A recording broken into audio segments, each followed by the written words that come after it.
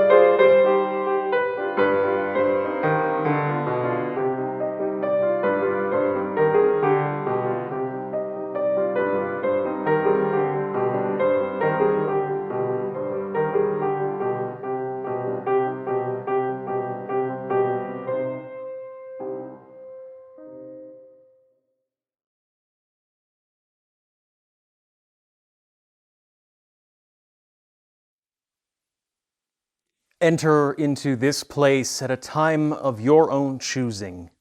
Enter knowing we are still connected by the Spirit of life.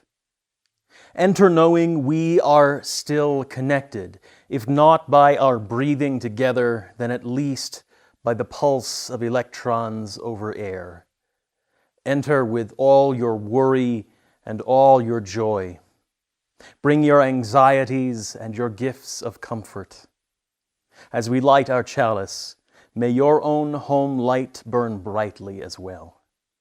It is good to be together, however we might gather. Let us open our minds and our hearts to one another as we gather once again to worship.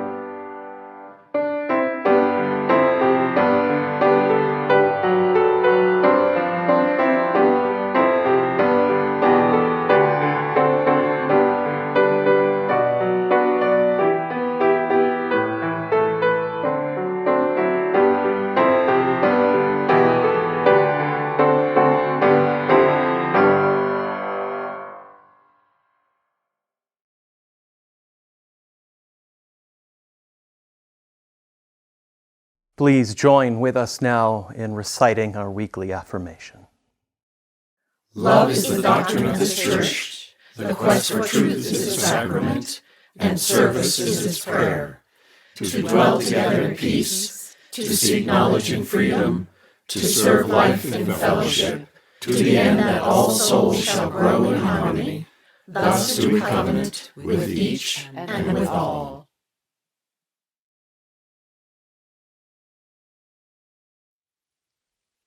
We light a candle this week for Teresa Glasscock, mother-in-law of Christy O'Brien, who died earlier last week. Christy asks for prayers for herself and for the whole Glasscock family during this time of grief and change. For all our joys, all our sorrows, whether we share them with one another or hold them close to our hearts, let us be together in a moment of silence.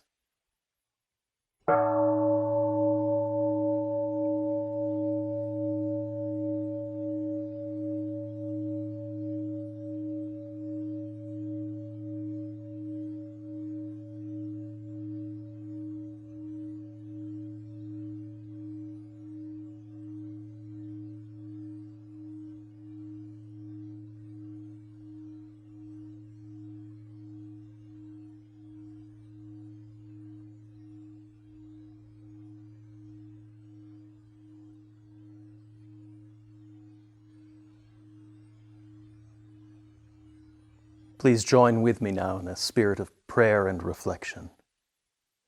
Eternal and beloved, gracious source of all life and all love, we are grateful today for this time out of time which we have set apart so that we might become more fully present to ourselves, to our communities, to that which we call holy.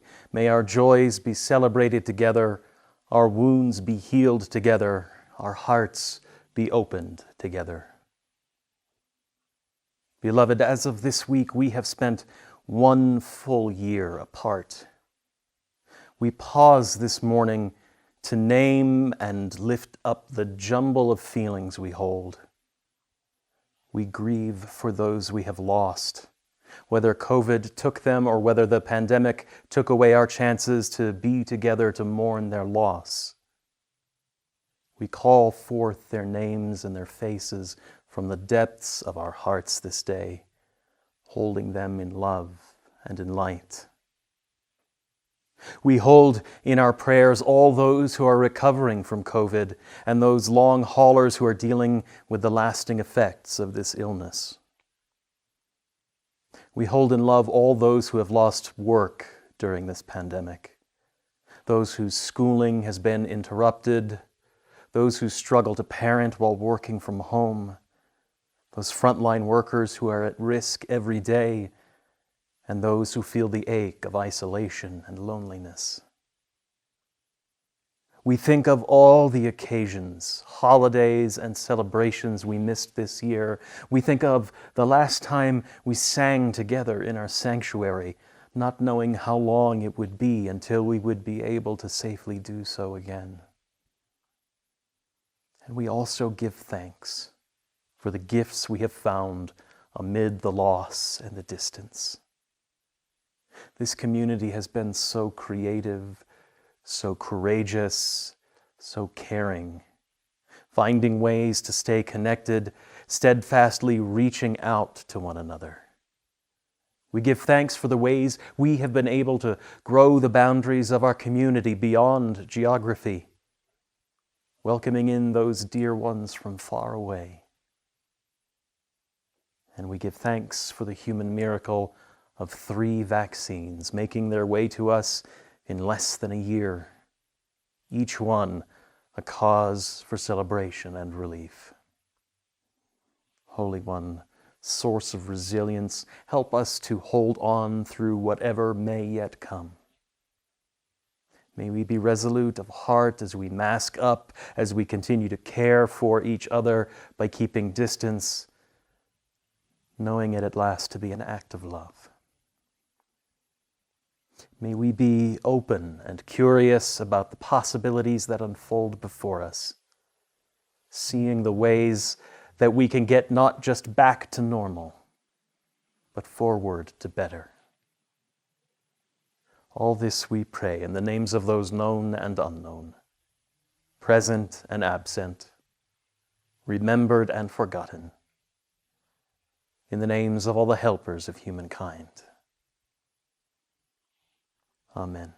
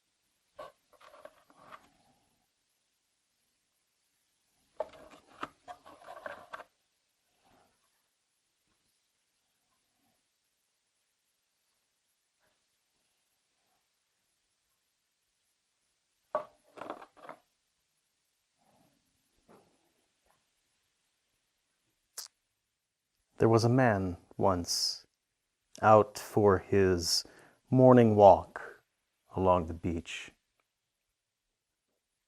Further down the coast, he saw the figure of a young child leaping and dancing and twisting their body in the sand. No doubt, he thought, celebrating the wonderful day that was soon about to begin.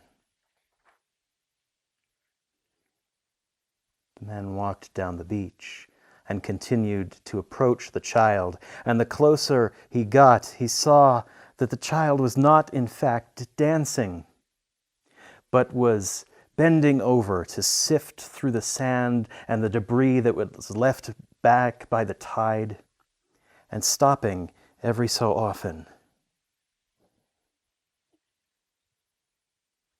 to pick up a starfish in their small hands and toss them out into the water again.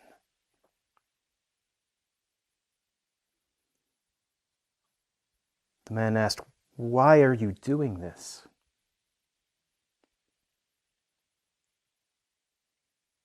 The child said, "The tide has washed the starfish onto the beach, and they cannot return to the sea by themselves. When the sun rises, they will die, unless I throw them back to the sea." The man was perplexed by these actions. He thought what the child was doing was hopeless. "There are more starfish on this beach," he said, "than you will ever have time to get to before the sun rises. You cannot expect to make a difference, surely." The child paused briefly and thought about what the man had said. And then they bent over to pick up another starfish and toss it into the water. "I made a difference to that one," said the child. And the man walked back up the beach, deep in thought about what the boy had said. And the next morning, he returned to find the boy once again, bending over and wildly tossing starfish out into the water. And he spent the rest of the day with the child, helping in that small act of making a difference.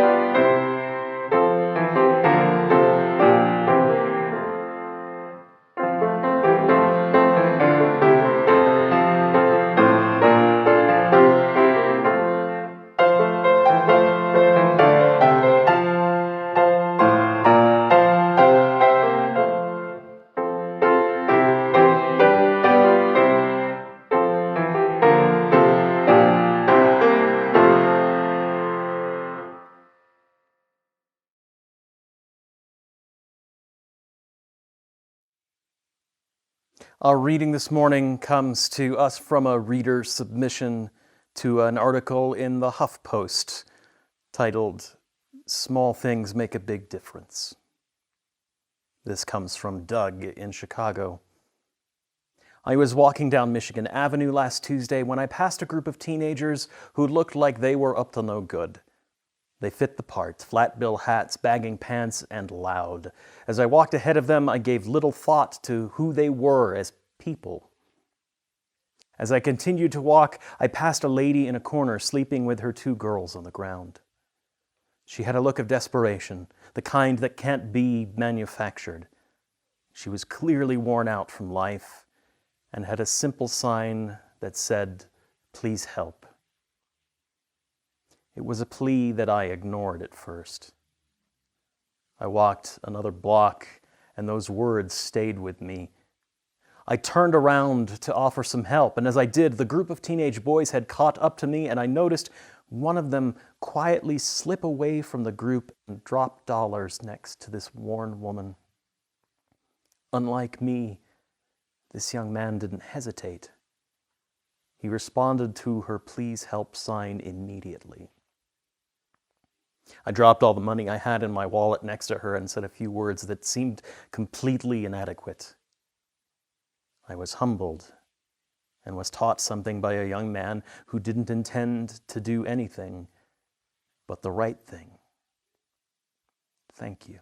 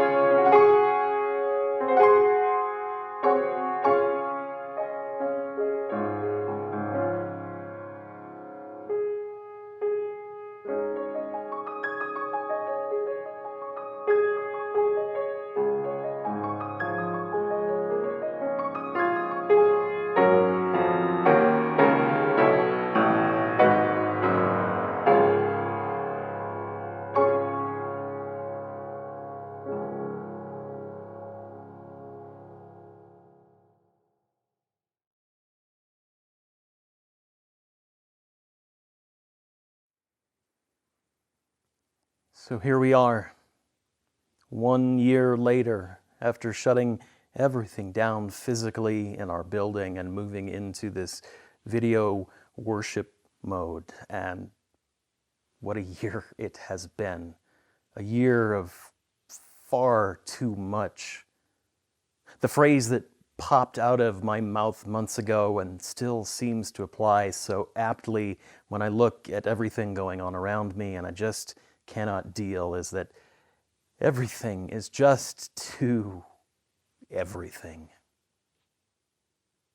The ongoing COVID pandemic, the frustration of a slow rollout of the vaccine, waiting for everybody to get what is rightly theirs, all of the mounting and intersecting injustices at the world that I rage against and feel powerless against. walking into my kitchen at 5 o'clock at night and deciding, what are we going to have for dinner? All of it is just too much. There is too much piling on in life throughout this year. And over, I find I struggle with the question of where to begin. Where do I start with all of this?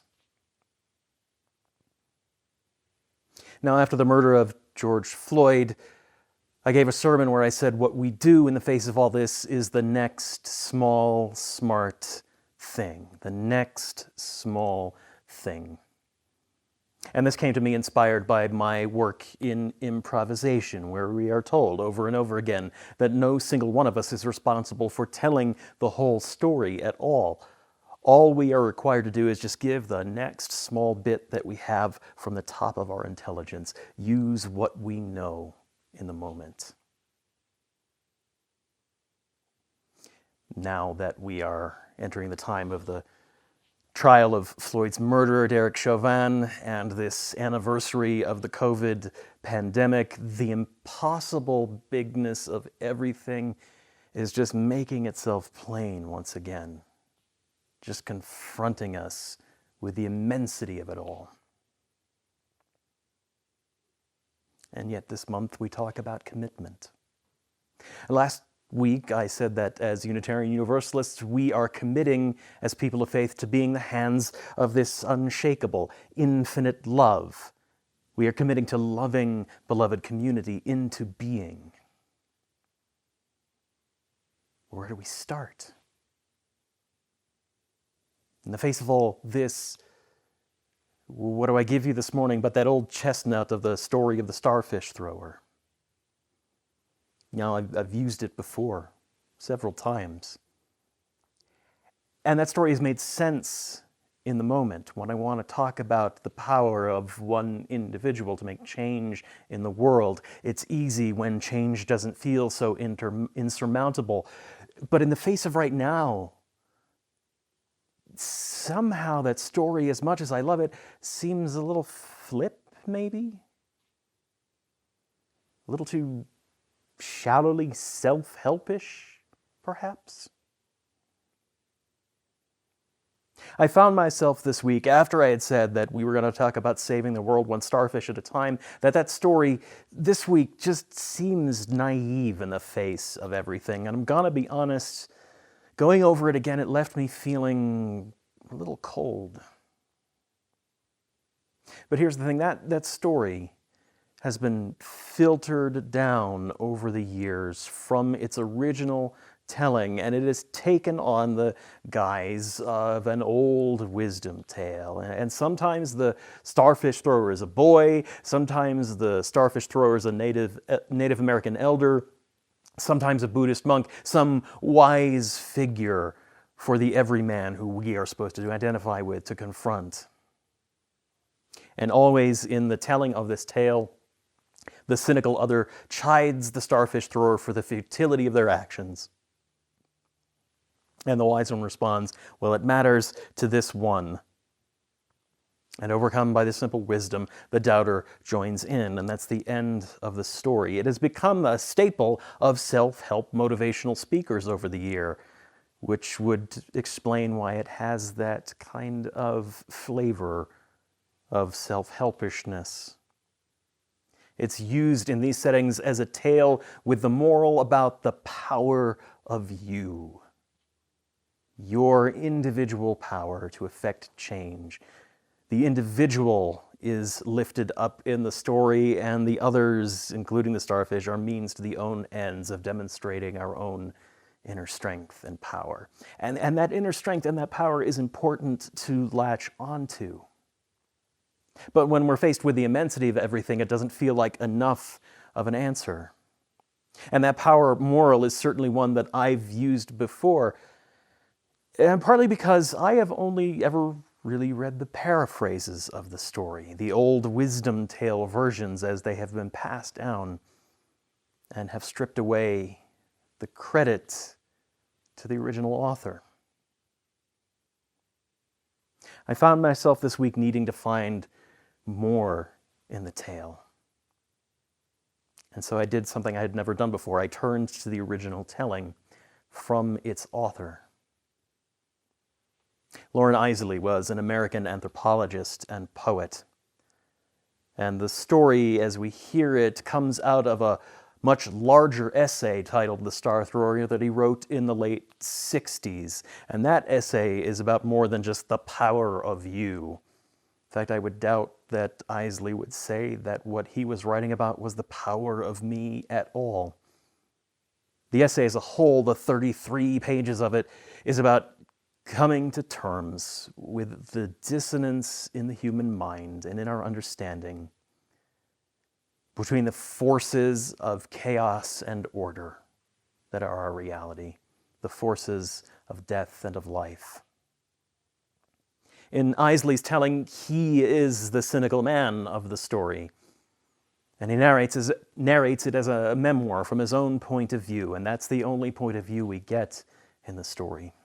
And he begins it in a sense of deep despair. He has just started to deal with the death of his own mother, and in his professional life, the more he studies all of humanity and the history of science and what modernity uncovers, he's come to this sinking feeling that all the modern era does in all of its wisdom is just reveal more and more of the chaos that lies beneath everything that we think is orderly. Every time we think we've found some order in the universe, further study reveals the disorder underneath it. And at the end of it all is just death. And that is where he begins this story. And so he travels far away from home, goes to a remote beach village. He's unclear in the essay whether he's trying to escape something or whether he is going in search of something. But he decides to take a walk on the beach early one morning. And he describes himself this morning as just an empty skull, devoid of anything. The only thing in that skull is just one eye that shines a searchlight out over the beach, and the only thing that searchlight is capable of illuminating is further evidence of all the chaos and death that he feels himself mired in. An empty skull with an eye that can only see chaos, which is a striking description. I sat with that for quite a while, that paragraph, before I moved on in the essay, because I really resonated with that image. This overarching sense, I'm starting to realize, of everything feeling too much and too big is undergirded by this sense of chaos, of things I cannot ultimately control. And so as a POV character, I'm right there with Isley at that moment. Perhaps not wallowing as much as he is during the story, but I'm there nonetheless. Isley walks down the beach early in the morning because that is when the shell collectors are out, and he wants to see what they are up to. The tide has gone out and has washed on the beach many, many simple sea creatures, most of whom at this point who are dead or dying, all of them being snatched up by these collectors who will sell them from their shops throughout the village and who will, in the pursuit of that tourist dollar, kill whatever's inside those shells that's not already dead. All Isley can see is more and more death happening in front of him as he walks along the beach, and this only throws him into a deeper, deeper spiral. So it's a miracle at all that he sees the rainbow down the shore. And that's what he describes, a rainbow and a shadow dancing and leaping amidst it. And he feels compelled to walk towards it. Obviously, another collector joyous at the bounty he has found, he thinks. But as he approaches the shadow and the rainbow recedes away, he sees instead a man picking up starfish who are struggling to lift themselves out of the sand and tossing them with a mighty arm as far as he can out into the water. "I'm in the business of life," says the man. "I collect, but only for the living." And Isley, unlike the cynical person in the story as we often hear it, does not chide the starfish thrower about the futility of his actions. Instead, his response is this embarrassment that he does not understand and some defensiveness about who he is. "I do not collect," he writes. I said to him uncomfortably, the wind beating at my garments, "neither the living nor the dead. I gave it up a long time ago. Death is the only successful collector." I walked away, leaving him there upon the dune, with that great rainbow ranging up the sky behind him. For a moment, in the changing light, the sower appeared magnified, as though casting larger stars upon some greater sea. He had, at any rate, the posture of a god. Back at his hotel room, thinking about the man he has encountered, Isley starts to ponder his relationship, and in fact all of humanity's relationship, to all there is of life, large and small. And he finds himself coming to an understanding that each moment, at least as far as he can see it, is a choice between this chaos and this disorder. Either he can participate in life and thus make life worth living, or he can give in to that sense of chaos and despair that he is feeling so deeply and ultimately disconnect from life. And he comes to the conclusion that human life is not worthwhile unless it is itself upholding all life, large and small. And so he returns to the beach the next morning and finds the thrower. "I understand," I said. "Call me another thrower." Only then I allowed myself to think, he is not alone any longer. After us, there will be others. In picking up the stars on his own and tossing them out into the sea and joining that creative ritual, Isley finds a sense of his own creative power in that moment and has a glimpse of his small power being part of something much larger. Now, even this is too brief and shallow a summary of everything going on in this essay. There are depths within his story that are still there for me to plumb. And yet, in my brief encounter with it, here's what I've been sitting with this week. Isley's original story demonstrates a much deeper sense of our interdependence with one another than the simple ancient wisdom tale version does. He finds hope in his connection to other life. He needs another person who is hopeful to demonstrate how to act upon it because he cannot find the way on his own. He cannot do it alone. And two, while he seems to wallow in this despair, and he writes about it so beautifully, it is the lives and the deaths of the simpler sea creatures and not his own life that centers into his concern, almost from the very beginning. And by the end, he comes to an acceptance of his own small, imperfect self and finds a place for his finiteness within the larger whole.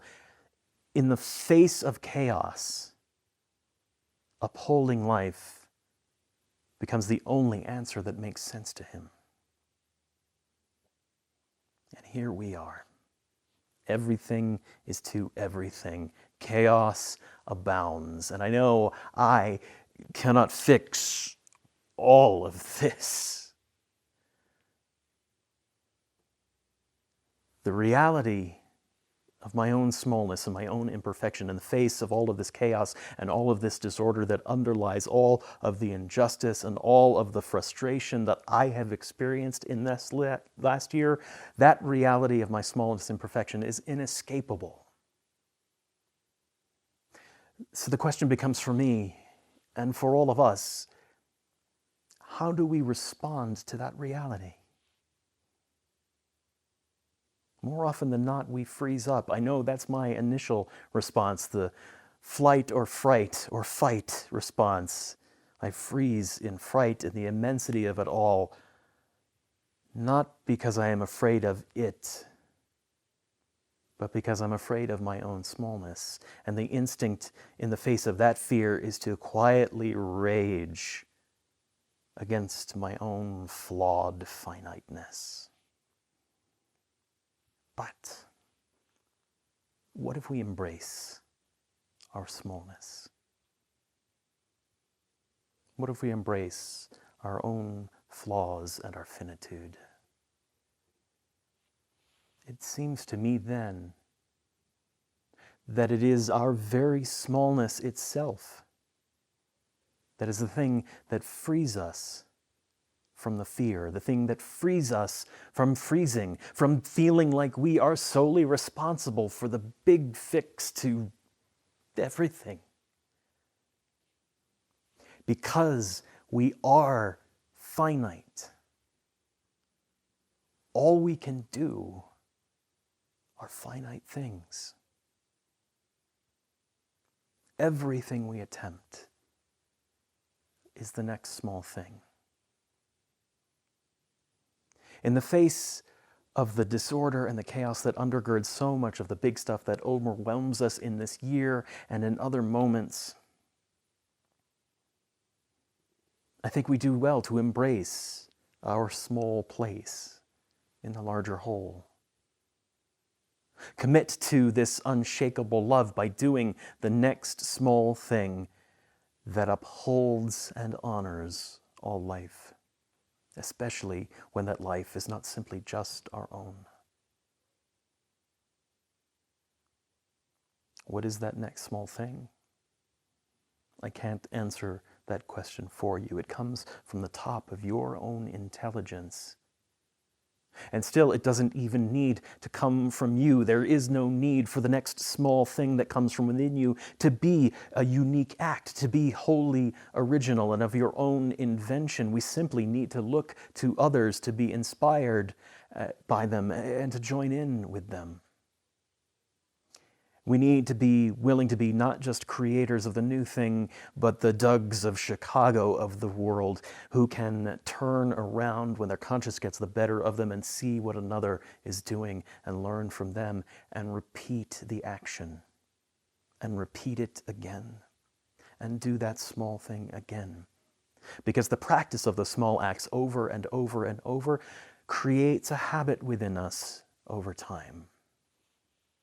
And imagine for a moment what the world would become, what we would become as a people if honoring life in the face of chaos were to become habitual. If it became a matter of course, we would never freeze again. And as that habit grows within us, and as we do it over and over again, it calls out to others to join us, the other Dougs of the world, to turn around, the Isleys in despair, to see what we are doing, to demonstrate how hope is still possible. Because in spite of our smallness, in spite of the fact that we are not gods, if we can do this, we will be seen, finally, as a thing we are committed to being, the hands and the hearts of that greater love that lives amidst all of this chaos. We cannot fix all of this, and we do not have to. We just have to do what we know, what we see others demonstrating for us. The next small thing, and the next, and the next. Standing up for life, and for the worth of all life, and refusing to give in to the chaos. May it be so.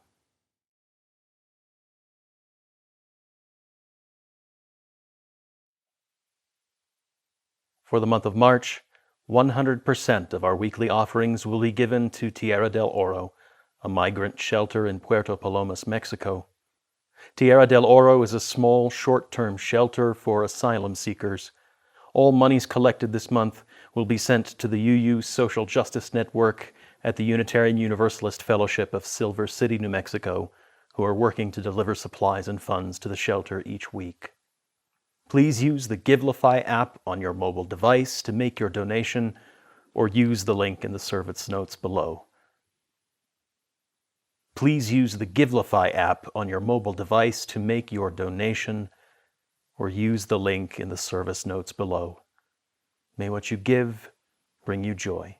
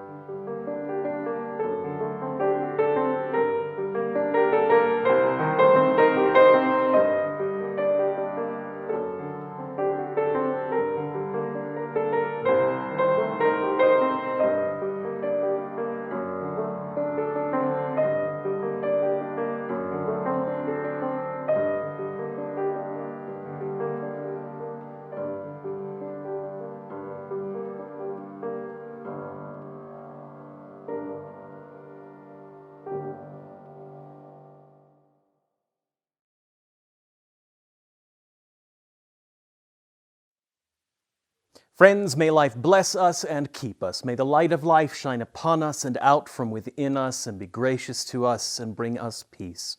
For this is the day. This is the one wild and precious life we have been given. So let us all find a way to rejoice and be glad in it. Go in peace.